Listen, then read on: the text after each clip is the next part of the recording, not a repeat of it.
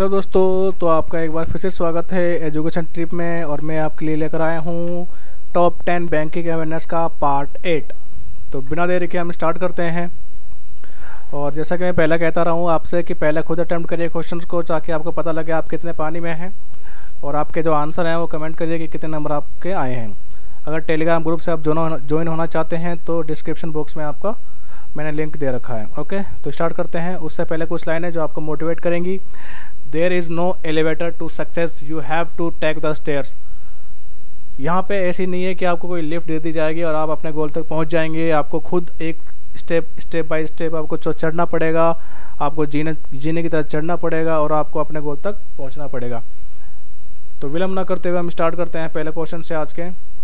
When banks accepts a fixed sum of money from an individual for a definite term and pay on a maturity with interest, the deposit is known as। मान लीजिए आप एक अवधि के लिए आप कुछ पैसा जमा कर देते हैं और जो अवधि आपकी पूरी हो जाती है तो आपको इंटरेस्ट के साथ में जो अमाउंट आपने जमा की थी उसके साथ में आपको पैसा मिल जाता है। तो इस सारे प्रोसेस को क्या कहते हैं? आंसर बताइए। आंसर आपका option A, term deposit. Term deposit में दो तरह के डिपॉजिट आते हैं। उसमें होता है एक फिक्स डिपॉजिट, दूसरा होता है रिकरिंग डिपॉजिट। फिक्स डिपॉजिट के बारे में बताता हूँ। मान लीजिए आपके पास कुछ लमसम अमाउंट है। मान लीजिए 1 लाख रुपए आपके पास अमाउंट है और आप उसको बैंक में जमा कराना चाहते हैं, तो आप उसकी एफडी करा दीजिए। मान लीजिए आपने 5 साल के लिए एफडी करा दी बैंक में और 5 साल के बाद आपको जो अमाउंट है वो इंटरेस्ट के साथ में आपको मिल जाएगा। तो इस प्रोसेस को कहते हैं फिक्स डिपॉजिट। ओके, और जो दूसरा अकाउंट है वो है रिकरिंग डिपॉजिट अकाउंट। मान लीजिए आपके पास जो है कुछ लमसम अमाउंट नहीं है, आप मंथली इनकम पे जीते हैं, तो आप सोचते हैं कुछ सेविंग हो जाए। तो आप मान लीजिए 5,000 रुपये हर महीने मंथली जो है आप अपनी जो सैलरी में से बचाना चाहते हैं, तो आप क्या कर सकते हैं कि रिकरिंग डिपॉजिट आप खोल सकते हैं, ताकि 5,000 रुपये मंथली आपकी जो सेविंग है उसमें ऑटोमेटिकली डिडक्ट हो जाएगी। या आप ऐसा मतलब मंथली 5,000 रुपये उसमें डाल सकते हैं, तो आपको ये अकाउंट दे दिया जाएगा कि आप भाई कब तक ये कराना चाहते हैं। मान लीजिए 5 साल तक ही आप रिकरिंग डिपॉजिट आप कराना चाहते हैं, तो आपको हर महीने 5-5 हज़ार रुपये जमा उसमें कराने पड़ेंगे। और इसमें एक चीज़ जो सिमिलर क्या है कि एफडी में जितना आपको इंटरेस्ट मिलता है उतना ही rate of interest recurring deposit में भी आपको मिलता है। ओके, तो अगले क्वेश्चन की तरफ हम बढ़ते हैं। Lack of access to financial service is technically non age. वित्तीय सेवाओं तक पहुंच का अभाव तकनीकी रूप से जाना जाता है। मान लीजिए कुछ ऐसी फाइनेंशियल सर्विसेज हैं जो मतलब कहीं कहीं नहीं पहुंच पाती हैं, तो उसको क्या कहते हैं? मान लीजिए कोई ऐसा कॉर्नर है या कोई ऐसे लोग हैं जहां तक हमारी जो फाइनेंशियल सर्विसेज हैं वो उनके पास पहुंच नहीं पाती हैं, तो इसको क्या कहते हैं बताइए। आंसर है ऑप्शन डी, फाइनेंशियल एक्सक्लूजन।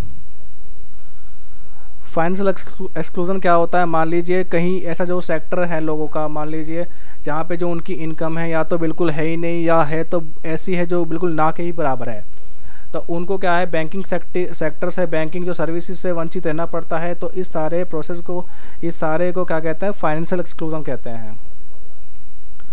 अगला क्वेश्चन ये है कि हमारा कि which of the following bank have become the first banks to join SWIFT global payment initiative. इनमें से जो जितने भी आपको बैंक शो हो रहे हैं कि इसमें जो स्विफ्ट है, वैश्विक बैंकों के भुगतान में शामिल होने वाले बैंक कौन थे जिन्होंने स्विफ्ट ग्लोबल पेमेंट के साथ में ज्वाइन हुए थे पहली बार? फर्स्ट बैंक है जो इंडिया के, बताइए कौन से बैंक है वो? तो वो दोनों जो बैंक थे जो स्विफ्ट ग्लोबल पेमेंट इनिशिएटिव के साथ ज्वाइन हुए थे वो थे ICICI बैंक और एक्सिस बैंक। ऑप्शन डी आपका आंसर है। तो एक्सिस बैंक के बारे में कुछ स्टैटिक पॉइंट हम जानते हैं।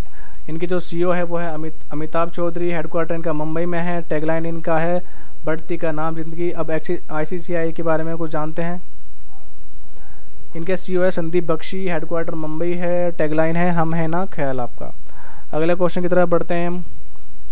द किसान credit card scheme is being implemented by. जो किसान क्रेडिट कार्ड की जो स्कीम जो चलाई गई थी सरकार के द्वारा, वो किस किस सेक्टर के द्वारा उसको इम्प्लीमेंटेड किया जा रहा है, उसको कार्यान्वित किया जा रहा है? बताइए आंसर। आपका answer option D, all of the above. इन सब सेक्टर के द्वारा इस वाली स्कीम को, किसान क्रेडिट कार्ड की स्कीम को कार्यान्वित किया जा रहा है, यानी इम्प्लीमेंटेड किया जा रहा है। कुछ जानते हैं किसान कार्ड स्कीम के बारे में। ये जो स्कीम है वो इंट्रोड्यूस की गई थी अगस्त 1998 में इंडियन बैंक्स के द्वारा, और जो स्कीम का ये मॉडल था वो तैयार किया गया था national bank for agriculture and rural development यानी नाबार्ड के द्वारा इसको तैयार किया गया था। जो रिकमेंडेशन कौन सी थी कमेटी की है, ये आर.वी. गुप्ता कमेटी के आधार पर इसको बनाया गया था, ताकि जो प्रोवाइड किया जा सके इनको terms loans for agriculture needs. Term loan क्या होता है? टर्म लोन ऐसा होता है कि मान लीजिए आपको एक लोन दे दिया जाता है और आपको एक अवधि के दौरान उसको वापस करना होता है, और मंथली आपकी बन गई होती है कि आपको ईएमआई के रूप में उसकी हर महीने इतना इतना इतना अमाउंट चुकाना पड़ता है। अगला क्वेश्चन की तरफ बढ़ते हैं। The headquarters of capital local area banks is situated in. जो कैपिटल लोकल एरिया बैंक है उसका हेडक्वार्टर कहाँ पर है, बताइए आंसर। आंसर है आपका ऑप्शन डी, जालंधर पंजाब। जालंधर पंजाब में कैपिटल लोकल एरिया बैंक का हेडक्वार्टर है। अगले क्वेश्चन की तरफ बढ़ते हैं कि कैमल जो कैमल मॉडल है वो यूज किया जाता है किसके द्वारा, बताइए। कैमल जो मॉडल है वो यूज किया जाता है RBI inspectors to evaluate bank function. जो बैंक के फंक्शन से उनको सही कार्य कर रहे हैं या नहीं कर रहे हैं उनके निरीक्षण के लिए ये कैमल मॉडल मतलब इनको जो कैमल मॉडल है उसका इस्तेमाल किया जाता है। जानते हैं कुछ कैमल मॉडल के बारे में, ये क्या होता है, इसके पैरामीटर क्या होते हैं। देखिए ये पैरामीटर तैयार कराती है कि किसका कितना रेशियो होना चाहिए और आपको उस रेशियो को मेंटेन करना चाहिए। जैसे मान लीजिए कैपिटल एक्वेसी है, यानी सी से हमें क्या शो करता है, कैपिटल एक्वेसी। तो कैपिटल एडिक्वेसी रेशियो वो एक बनाया जाता है कि भाई आपको इतना कैपिटल एडिक्वेसी रेशियो आपको रखना है बैंकों में। जैसे कैपिटल टायर 1 होता है, कैपिटल टायर 2 होता है, इनका मतलब आपको इस ये रेशियो के अंदर आपको इतनी आपकी कैपिटल होनी चाहिए। इससे नीचे हुई तो आपका मतलब जो है उस पर एनपीएल मतलब क्या कहते हैं रिस्ट्रिक्शन लगाए जा सकते हैं। जैसे मान लीजिए लिक्विडिटी, जैसे कैश डिपॉजिट रेशियो है आपका इतना होना चाहिए। बैंक ये जो है आरबीआई डिसाइड करता है कितना कैश डिपॉजिट रेशियो होना चाहिए। मान लीजिए जैसे आप अगर आपका जो कैश डिपॉजिट रेशियो है आपका अगर कम होता है तो आपको वो आरबीआई उनको वार्न करता है और बताता है कि आपका जो कैश डिपॉजिट रेशियो है वो कम हो रहा है, उसको बढ़ाइए। तो उनको मेंटेनेंस करने के लिए अब जब अपना जो कैश डिपॉजिट रेशियो वो बढ़ाना पड़ता है या कम करना पड़ता है अकॉर्डिंग टू रेशियो। ओके, और ये सारे पैरामीटर कौन देता है, ये देता है कैमल। अगले क्वेश्चन की तरफ बढ़ते हैं। If you are taking a house loan by depositing your house document by mortgaging your house, it is known as. मान लीजिए आप होम लोन ले रहे हैं और आपको गिरवी के तौर पे अपने दस्तावेज़ रखने पड़ रहे हैं। जो आप घर ले रहे हैं उसी के घर के दस्तावेज़ जो हैं आप जिनसे लोन ले रहे हैं उन्हीं के पास आप जमा करा दे रहे हैं।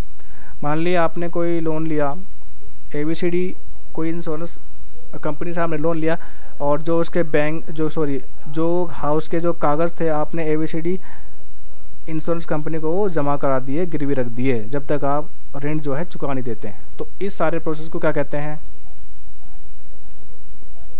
इसे कहते हैं प्लेज। और अगर आपको समझ नहीं आया हो तो एक बार मैं फिर से बता देता हूँ। देखो प्लेज क्या होता है, एक मूवेबल सिक्योरिटी होती है एक टाइप की।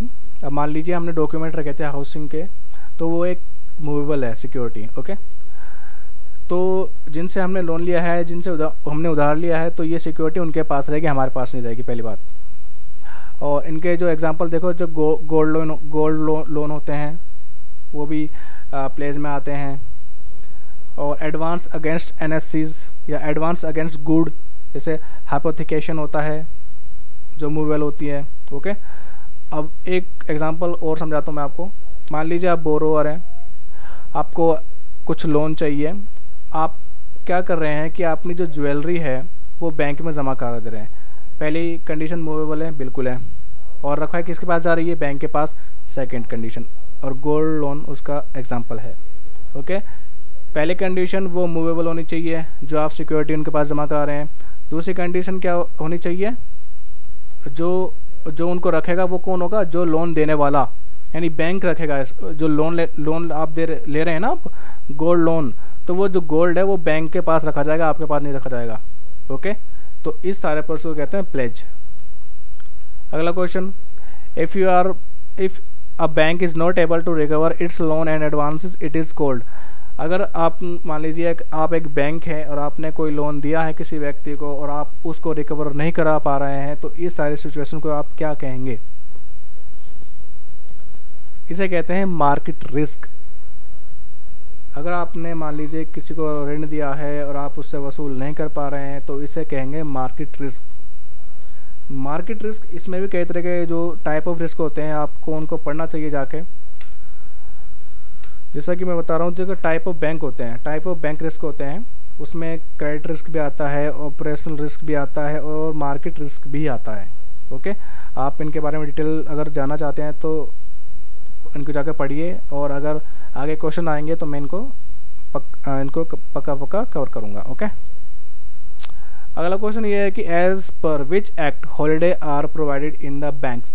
जो बैंकों में हॉलीडे होती हैं तो वो किस एक्ट के ज़रिए इनको प्रोवाइड किया गया है? बताइए, किस सेक्शन में उसको दर्शाया गया है कि बैंक की जो हॉलीडे है, बताइए। तो वो सेक्शन है सी, नेगोशिएबल इंस्ट्रूमेंट एक्ट 1881 के तहत बैंकों की जो हॉलीडे हैं उसमें दर्शाई गई हैं। ओके, अगला क्वेश्चन है जो federation of Indian chambers of commerce and industry यानी फिक्की इस्टेब्लिश्ड इन, जो फिक्की है वो कौन से ईयर में इसको स्थापित किया गया था? बताइए। आंसर आपका ऑप्शन 1927 में इसको स्थापित किया गया था। इसकी फुल फॉर्म है federation of Indian chambers of commerce and industry. ये इंपॉर्टेंट है, आप इसको याद कर लीजिए। इसके जो फाउंडर है वो हैं घनश्याम दास बिरला। इसको फाउंडेड किया गया था 1927 में। हेडक्वार्टर है इसका न्यू दिल्ली में। अगले क्वेश्चन की तरफ बढ़ते हैं। If the customer can do all transactions only in a branch and the branch has no online access, it is called. मान लीजिए आप किसी ब्रांच के कस्टमर हैं और जितनी भी आपको ट्रांजैक्शन करनी है ऑनलाइन, तो वो आप ब्रांच में जाकर ही कर सकते हैं। आपको कोई भी ऑनलाइन एक्सेस नहीं दिया जा सकता कि आप घर बैठे ही आप पेमेंट कर दें, तो ये नहीं दिया जा सकता आपको। आप सिर्फ बैंक में जब विजिट करेंगे तब ही आप ये सब लेन देन कर सकते हैं, चाहे ऑनलाइन हो चाहे ऑफलाइन हो। तो इस सारे प्रोसेस को क्या कहते हैं? बताइए, इसको क्या कहते हैं? इसे कहते हैं bricks and mortar banking. Bricks and mortar banking ये पहले टाइप में जो है यूज़ होता था ज़्यादा।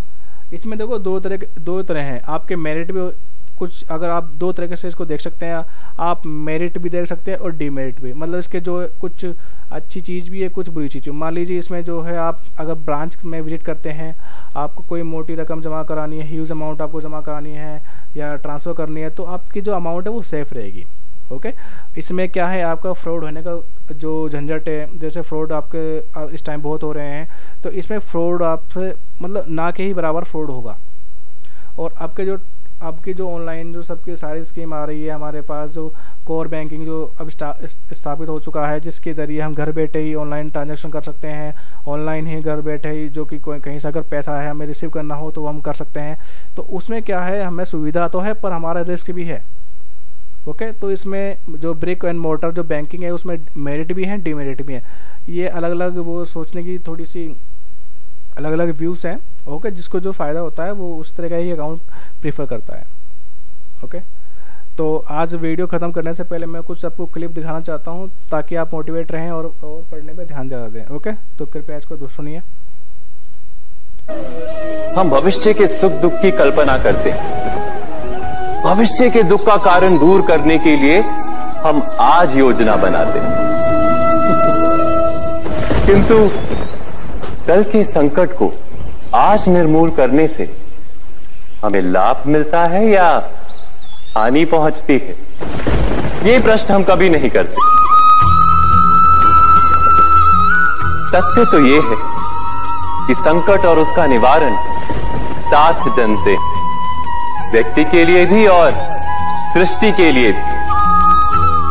नहीं, आप अपने भूतकाल का स्मरण कीजिए, इतिहास को देखिए, आप तुरंत ही ये जान पाएंगे कि जब जब संकट आता है तब तब उसका निवारण करने वाली शक्ति भी जन्म लेती है।